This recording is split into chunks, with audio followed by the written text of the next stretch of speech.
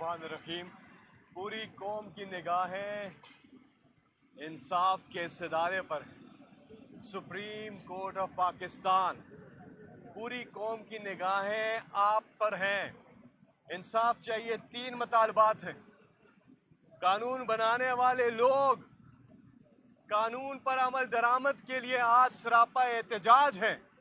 Parliamentarians, अवाम के नुमाइंदे, number 1 आजम स्वाति साहब जैसे पार्लियामेंटेरियन, सेनेटर, इस मुल्क के शहरी, जिन्होंने इस मुल्क के लिए अपना किरदार अदा किया, बैरून मुल्क हलाल की कमाई पाकिस्तान ट्रांसफर की, इस मुल्क का असासा ओवरसीज पाकिस्तानी उनकी नुमाइंदगी करते हुए यहाँ पर आजम स्वाति साहब इंसाफ का मुतालबा कर रहे हैं।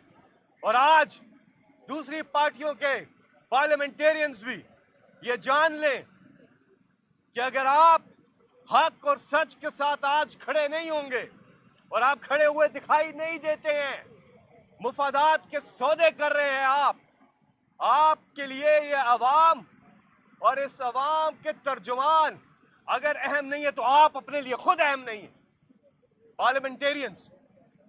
और दूसरा मुतालबा सुप्रीम कोर्ट ऑफ पाकिस्तान से कि मुल्क के मकबूल तरीन लीडर इमरान खान साहब पर कातिलाना हमला होता है और इमरान खान साहब FIR दर्ज नहीं करवा पा रहे, तो सुप्रीम कोर्ट ऑफ पाकिस्तान को फिल फॉर इस चीज का असगुद नोटिस लेना चाहिए था।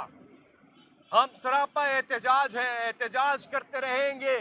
ये इंसाफ इमरान खान अपने लिए नहीं, इस कौम के लिए मांग रहे हैं। और तीसरी चीज, आज पूरे मुल्क की साफी बरादरी को यकजा होना है। आज अरशद शरीफ के साथ हुआ है, कल आपके साथ हो सकता है, किसी के साथ भी हो सकता है।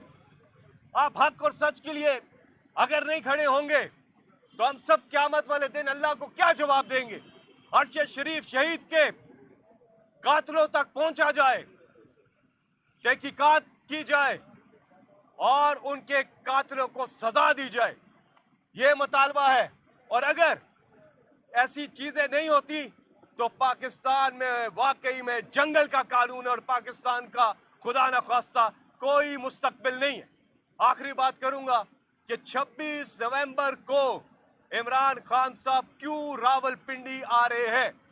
हमारा पूरी कौम की डिमांड थी, बार बार पूरी कौम ने डिमांड की, इमरान खान फाइनल कॉल दे, फाइनल कॉल दे। इमरान खान ने लॉन्ग मार्च का आगाज किया और अब वो लॉन्ग मार्च रावलपिंडी पहुंच रहा है 26 नवंबर को, जिसकी क़यादत इमरान खान साहब करेंगे। और ये कॉल पाकिस्तानी कौम की कॉल है जिसे तहरीक इंसाफ ने ज्वाइन किया है।